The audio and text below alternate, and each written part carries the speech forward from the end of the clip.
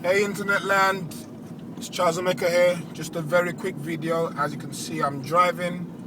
I'm on my way home. Just coming from my mum's, and my mum said, "Oh, you better rush and go home because it's work tomorrow." But I just realized I don't have work tomorrow. Well, not that I don't have work, but I don't have work in the typical traditional sense, in terms of I haven't got a rush to go home because I've got to wake up at 6:45 and be in the office for 9 and then finish work at 5 or 6, because I'm not part of the 40-40 plan. And you might ask, what's the 40-40 plan? The 40-40 plan is people that they work for 40 hours for 40 years, and at the end they'll get a £40 watch and a certificate. I don't operate under that plan. I used to operate under that plan. And the question I'm asking you today is, if you're on the 40-40 plan right now, do you plan to stay there for the rest of your working life, or do you plan to come out of it?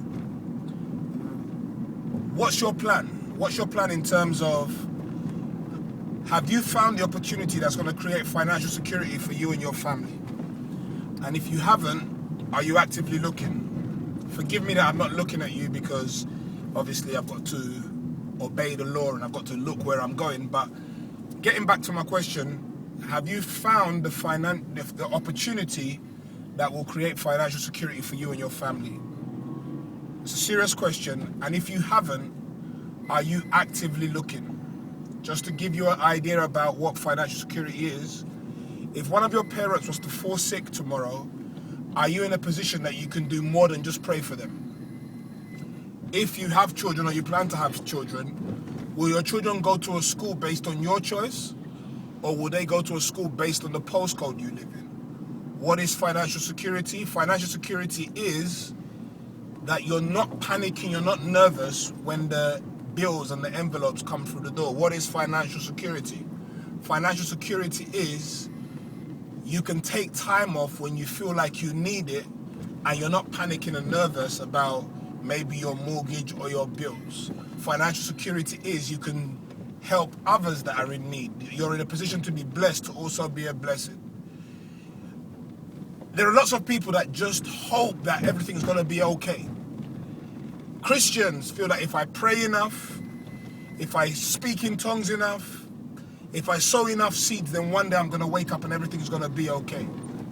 But I'm asking you today, have you found the opportunity that will create financial security for you and your family? If you've read the book Rich Dad Poor Dad, Rich Dad talks about there are 4 legal ways to make money. I focus on the word legal.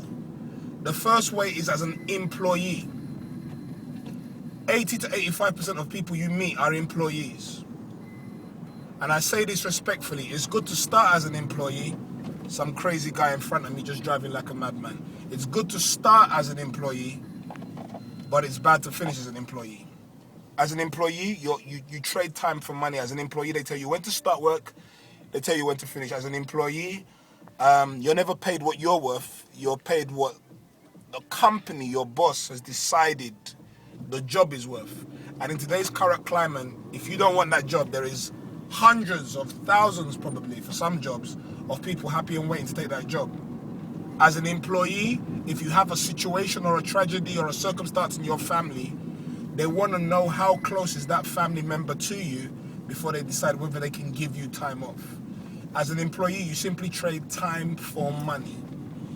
As once again, it's good to start as an employee, but you've got to give yourself an exit date. You've got to have more than one stream of income. You've got to have something else you're doing. If your only source of income is through your job, then the question is, what are you going to do if you lost it?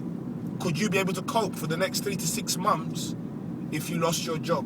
Could you handle the bills that you currently have if you lost your job? Ladies and gents, there is no such thing as job security.